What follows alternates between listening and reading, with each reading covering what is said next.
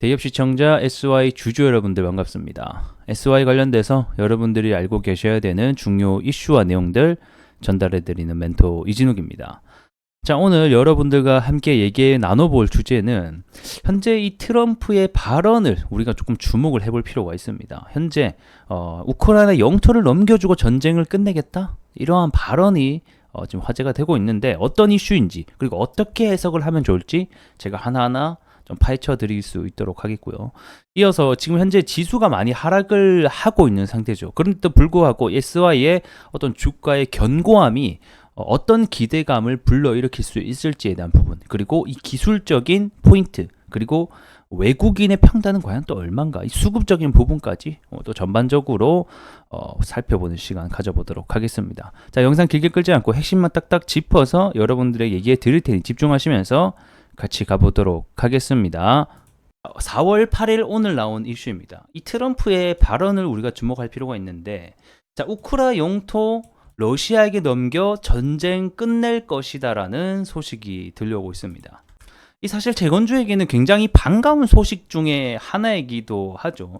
하지만 주가가 하락하고 있는 것은 일단 트럼프가 만약에 이 현재 정부를 집권하고 있는 대통령이었으면 그 발언이 수위가 굉장히 셀 수 있다라고 생각이 드는데, 사실 지금은 아무것도 아닌 입장이기도 하고 후보자의 입장이기 때문에 사실상 힘을 발휘할 수 있는 자리가 아니기도 하죠. 그래서 이런 발언이 있었다 정도로만 끝나겠지만 우리가 중요하게 봐야 될 것은 여기서 실마리를 얻을 수 있다는 겁니다. 무슨 실마리? 24년도 11월 달에 미국 대선이 있다는 거예요. 자, 그렇게 놓고 봤을 때 만약에 트럼프의 당선 가능성이 높아진다, 지지율이 올라간다라고 하면 이런 트럼프의 발언들 그리고 정책들이 점점 더 힘이 실리게 될 것이고 주목을 받을 수가 있다라는 거겠죠.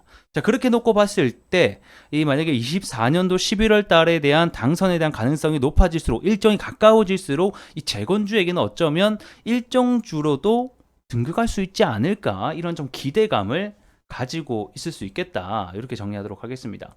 내용을 보게 되면, 자, 이 지금 현재 도널드 트럼프죠, 이 전 대통령이 이 우크라이나를 압박해서 러시아에게 영토를 양도하는 방안을 구상하고 있다라는 보도가 나왔다라는 겁니다. 결국 골자는 지금 전쟁을 계속 지속하고 있는 이유가 러시아는 내가 빼앗은 이 동부 돈바스 지역을 달라라고 주장하고 있고, 그 다음에 우크라이나는 절대 줄 수가 없다 너희들, 이렇게 이걸로 결국에는 휴전에 대한 부분이 안 되고 있는 거거든요. 그래서 근데 트럼프가 단순하게 이거를 그냥 러시아에게 넘겨주자, 이런 부분들이 방안이 논의를 하고 있는 것으로 보여집니다. 그래서 트럼프가 앞전에도 제가 여러 번 말씀을 드렸지만, 내가 당선이 되는 순간 이 24시간 내로 러시아와 우크라이나 전쟁을 끝내겠다라고 계속해서 발언을 하고 있는 상태죠. 그래서 여기서도 보게 되면, 내가 재선에 성공하면 24시간 내로 평화 협상을 도출하겠다. 자, 여기서만 보게 돼도 재건주, 우리 재건주를 매매하시는 분들이라고 하면 이 트럼프 대통령을 좀 더 응원해야 되는 이유가 생기지 않았나, 저는 이렇게 보고 있습니다. 물론 정말 휴전 협상이 들어갈지 안 될지는 지켜봐야 되는 문제이지만, 이렇게 강력하게 어필을 하고 있는 상황이라고 하면 그에 대한 신뢰도가 좀 높지 않을까, 이렇게 기대를 해볼 수 있을 것 같습니다.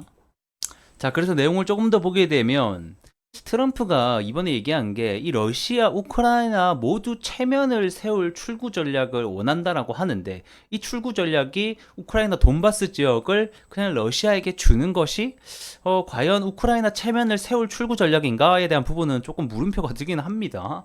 그래서 일단은 이 우크라이나 돈바스 지역이라고 하는 게 사실 거의 칠러 지역이긴 하거든요. 그렇다 보니까 일단 언론에 따르면 이 지역의 사람들이 이 러시아에 흡수합병 되는 게 다 동의를 했다라고는 얘기하고 있지만, 우크라이나는 부정을 하고 있는 상황이죠.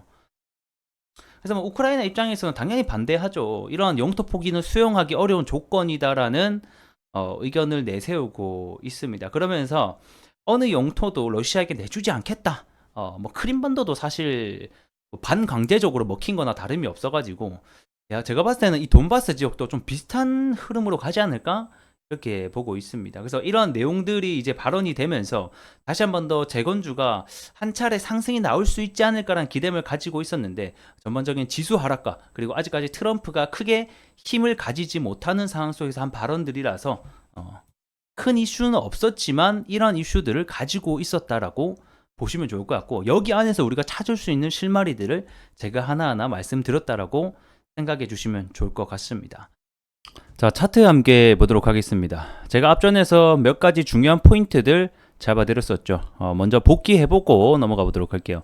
일단은 장기 이평선 121선과 241선이 굉장히 중요한 SY에게 요소가 되겠다. 자, 과거에서도 보게 되면 해당 구간을 뚫으려고 지속적으로 노력을 했지만 뚫지 못했다. 하지만 이번에 뚫고 안착을 해주는 모습은 이 과거의 하락과는 다르다. 즉 변곡점이 생겼다. 추세가 돌아갈 수도 있다라는 시그널들이 오고 있다라고 설명을 드렸습니다. 자, 그리고 나서 이 시그널들이 맞아 들어가려면 결국에는 이 4,300원과 4,400원 부근을 안 깨주고 돌아 나가는 게 중요하다. 자, 과거의 주가 상승을 보게 되면 한 차례 상승은 있었지만 지속성 없이 지지해 주는 것 없이 다시 한 번 더 또 빠지게 되는 현상들이 계속해서 반복을 했었지만, 이번에 주가 상승은 그대로 주주주 새는 게 아니라 어느 정도 지지가 나와주고 재반등을 하려고 하는 모습들이 나와주고 있다는 것은 굉장히 긍정적으로 우리가 바라볼 수 있는 부분이라고 설명을 드렸습니다. 자, 그리고 또 긍정적인 부분이 몇 가지가 있는데, 일단 첫 번째는 지수입니다. 지수가 지금 거의 일주일째 하락을 보여주고 있죠. 이 지수의 하락의 요인으로는 아무래도 이 금리 인하가 좀 더 더디게 될 것 같다라는 전망과 더불어서, 그 다음에 이 이란과 이스라엘, 이 중동에 대한 전쟁이 확대될 수 있다라는 리스크들이 어느 정도 작용을 하면서 주가 하락이 아니죠, 지수 하락이 나오고 있습니다. 자, 보통 이렇게 지수가 하락이 나올 때 이 주가라는 것은 함께 동행해서 하락이 나오는 게 일반적이고 정상적인 어떤 패턴이라고 보시면 되는데, 지금 SY 같은 경우는 반대로 가고 있죠.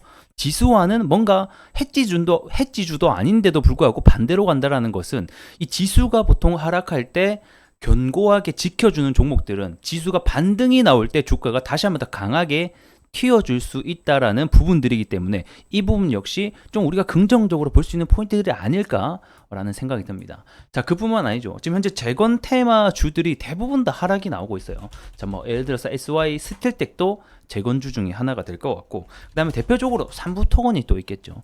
사실 삼부토건의 하락 같은 경우에는 뭐 어떤 재건주의 하락도 있겠지만 이 감사보고서 미제출에 대한 하락이 반영이 되고 있는 부분이라서 뭐 같은 걸로 일단은 치긴 칩시다. 그래서 어쨌든 간에 이러한 재건주의 전체적인 하락에도 불구하고 혼자서 반등이 나오고 있는 상태다. 그래서 이러한 부분들은 굉장히 긍정적으로 우리가 눈여겨봐야 되는 포인트들이 될 것 같다라고 설명드리겠습니다.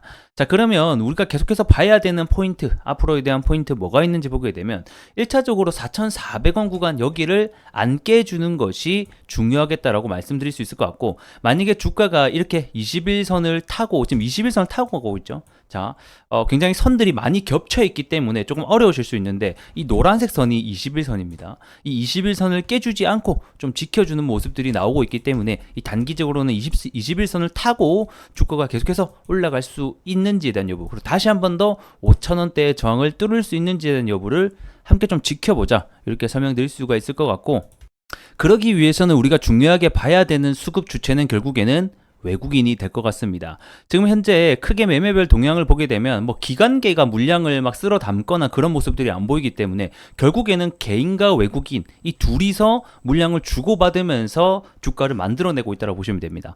아무래도 이슈가 나오고 뭐 터지는 날에는 이 개인들의 매수세가 더 많이 붙는 모습을 볼 수가 있고요. 반대로 주가가 좀 하락하고 그 다음에 반등의 포인트에서는 외국인이 물량을 좀 쓸어가는 모습을 우리가 확인해 볼 수 있습니다.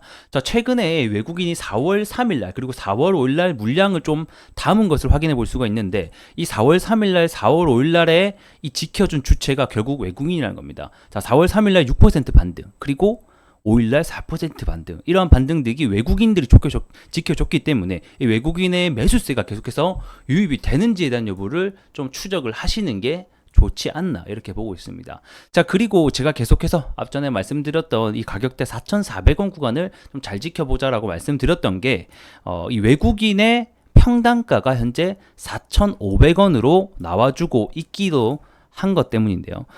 이 외국인의 평단에 대한 추정치는 말 그대로 여러분들 추정치입니다. 그리고 이거는 기간을 언제부터 언제까지 정하느냐에 따라서도 또 달라질 수 있다는 점 먼저 참고 부탁드리겠고요. 하지만 최근에 들어왔던, 저는 기점을 언제 잡았냐면 자, 최근에 이렇게 거래량이 터지기 시작한 이 구간에서부터 이 외국인이 들어왔기 때문에 이 구간에서 얘네들의 평단은 어디인지 함께 추정해본 가격이라 보시면 되겠고, 그렇게 놓고 봤을 때 얘네들이 현재 4,500원 구간, 여기서 플러스 마이너스 추정가 뭐 한 5% 내외로 잡는다라고 하면, 자, 4,400원과 4,300원 이쪽 구간에 얘네들의 평단 구간이기 때문에 좀 지켜준 것이 아닐까라는 합리적인 의심이 듭니다. 그래서 해당 구간을 안 깨는지 여부를 앞으로 좀 잘 지켜봐 주셨으면 좋겠고요. 그 다음 SY 관련돼서 여러분들에게 이슈가 있을 때마다 좀 전달해 드릴 수 있도록 할 테니까 좋아요로 큰 힘 주셨으면 좋겠고요.